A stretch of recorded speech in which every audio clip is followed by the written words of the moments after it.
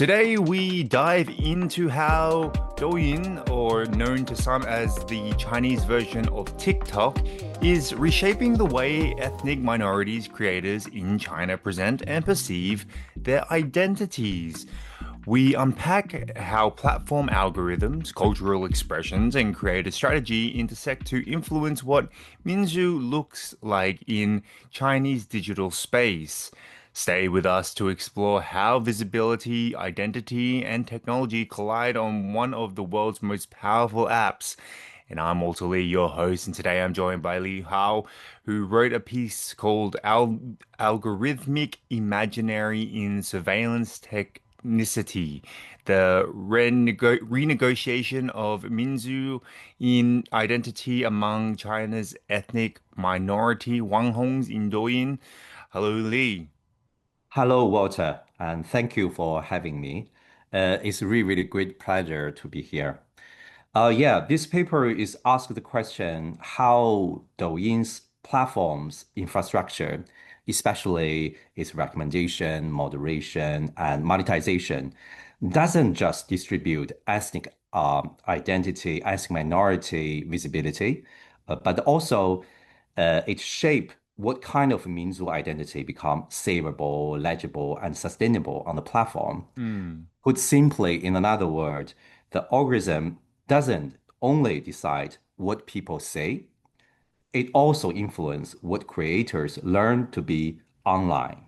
So Hmm. I argue in this paper that Minzu identity on Douyin is increasingly produced through what I call surveillance technicity and algorithmic imaginary, a mix of platform governance and creators' anticipatory belief about it.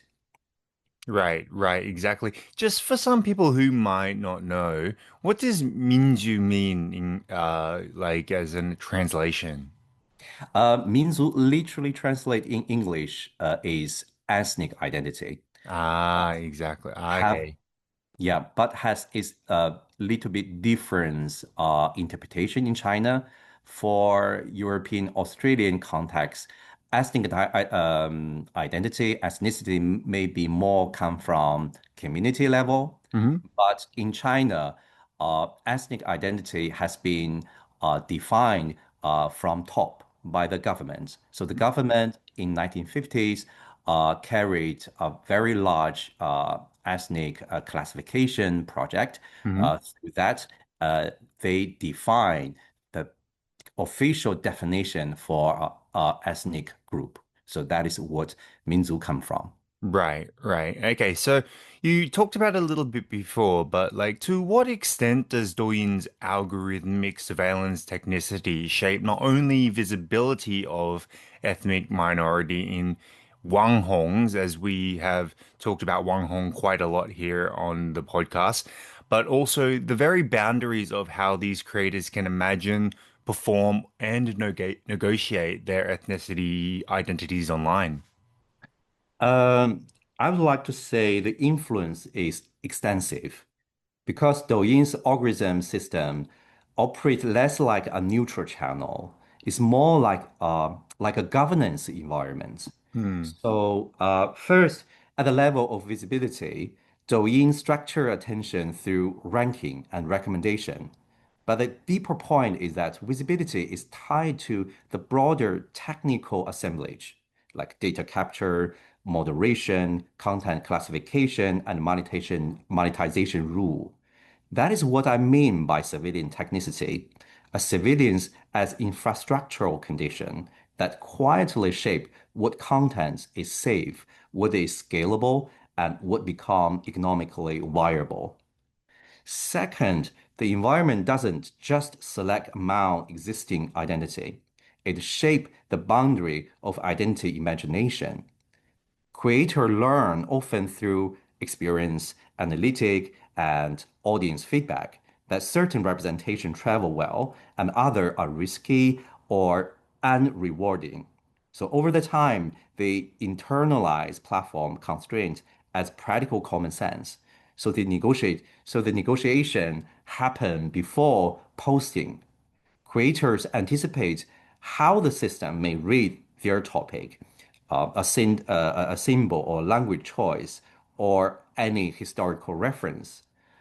And third of all, these produce a form of structured agency.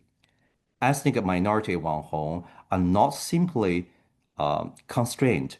They are strategic, reflective, and adaptive.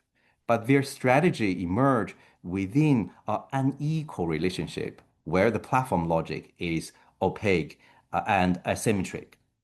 So the content, so the extent is not only about the reach, it's about shaping the horizon of possible ethnic self-representation, self Right, self-presentation. right. So then how does Douyin surveillance technicity reshape the meaning of Minzu by privileging algorithm-friendly performances over community-rooted culture expressions? And what forms of identity become invisible as a result? This question goes into the political core to the paper. Minzu is not only a cultural identity, it's also a historical, as I said, it's historical governed category. Um, on Douyin, Minzu become increasingly articulate through platform logic that privilege legibility, speed, emotional clarity, and low political friction. Um, what Douyin tend to reward is what I call algorithm-friendly ethnicity, performance that are immediately recognizable. Costume, some landscape, or ritual fragments, exotic aesthetic, simplified moral narrative, and highly shareable affect. These are not necessarily false, but they are formatted for platform circulation. Meanwhile, several dimensions of community-rooted identity become less visible. The first one is everyday social life, ordinary labor, mandate relation, and slow practice that didn't fit short video attention rhythm. And then internal diversity, contextualization, difference within community, debate about authenticity, generational disagreement, or local politics. Third of all, the language depth and complexity, especially when linguistic specificity reduce broader engagement or trigger moderation anxiety. Last but not least, structure experience, inequality, state surveillance, disposition, or the politics of representation itself. So Minzu is reshaped into something like platform managed culture diversity. Culture difference is encouraged when it's consumable and safe, but become costly when it demands historical depth, political critique, or complex community voice. I see, I see. In what ways do ethnic minority Wang Hongs navigate the tension between culturally located identity practices, as described in your culturalist frameworks and algorithmically incentivized templatized performances? And does this negotiation produce new hybrid forms of digital ethnic subjectivity? Yes, hybridity is central here. I think the key is to move beyond a simple binary of uh, authentic culture versus fake performance. What we see is negotiated translation between culture life and platform grammar. Creators navigate this tension through at least three practices. The first practice, translation work. They translate culturally located practice into platform formats, shortened narrative, intensified visual, standardized hook, recurring motif. This can preserve certain meaning, but it also changes the social function of the practice by making it circulate as content. Second, boundary work. Creators decide what should remain private, what can be public, and what should be strategically ambiguous. This is especially important when cultural practice carry local sensitivities, secret meaning, and political risk. Third, collaboration work.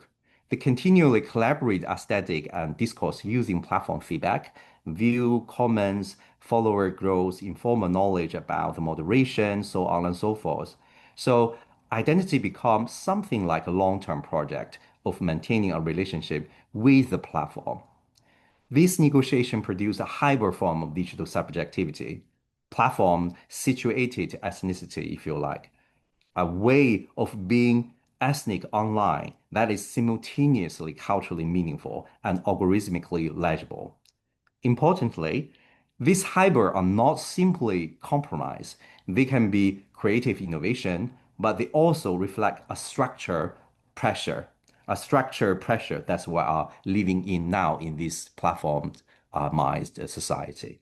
How does the algorithmic imaginary held by ethnic minority Wanghongs their beliefs about how Douyin's algorithms reward or punish certain forms of cultural expression or shape their self-censorship, creative choices, and long-term negotiation of ethnic identity online?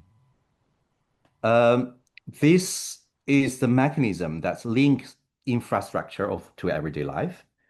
Algorithmic imaginary refer to the creator's practical belief about the algorithm, what is amplified, suppressed, flex, or monetized.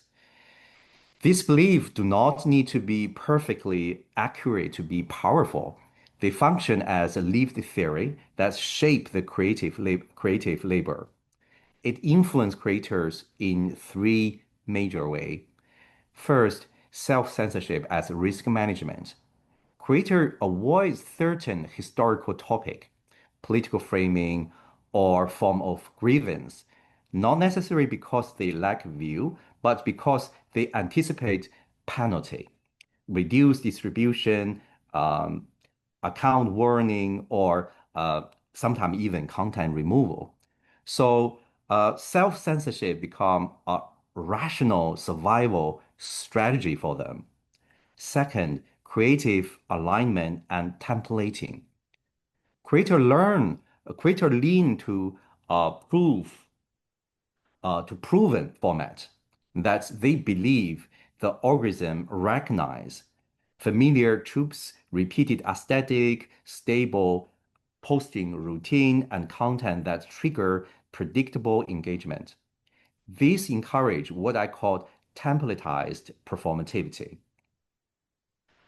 Identity as longitude negotiation. Over time, the accounts become infrastructure for income, status, and recognition. Ethnic identity performance become tied to maintaining a stable algorithmic relationship.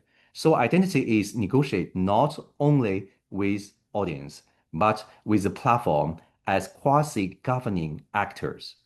So in short, the algorithmic imaginary produce a form of anticipatory identity work.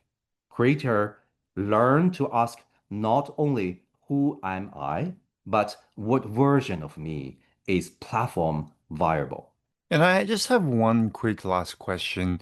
In your piece, Algorithmic Imaginary in Surveillance Technicity, what is the main point you want your readers to understand about your piece? I would like to encourage people to see in the platform society, although there is a lot of pressure, but um, people still have agency. We Hmm. still navigate the possibility to learn the system to achieve our agency. Hmm. I see, I see. And that brings us to obviously the last question I always ask my guests, and that is there anything that you would like to promote? Example, are there any future studies or current works that you're doing at the moment? Because there is always potential of having you back on. So, is there anything that you'd like to promote at all? Thank you. Yes, there are a few directions I'm currently working on. First, I'm extending this work into a broader framework of platform governance and cultural diversity. how recommendation, moderation, and monetization system function as institutions that manage what kind of difference are visible and profitable. Second, I'm working on a comparative question across the platform. That's not only limited within Douyin, but also compare Douyin, Xiaohongshu, Bilibili, and streaming platform like iQIYI, how each produce different regime of visibility and different template for cultural identity. Third, I'm also interested in methodological development, how we can combine digital ethnography, creator interviews, and platform analysis to study algorithmic power without treating the algorithm as black box or reducing creators to victim. And of course, I'm very, very happy to speak again, especially about how these dynamic connect to the broader debate in platform study, digital labor, and the politics of recognitions. Excellent, excellent. Well, I have to thank you again, Lee, for being on our podcast, and thank you again to our listeners for taking the time to listen to the IER Lab podcast today. Once again, Lee, thank you for your time today. Thanks again, Walter. Really enjoyed the conversation. And thanks to everyone listening. Yes, and thank you again to everyone listening. This has been Walter Lee, and you may click on your next adventure now.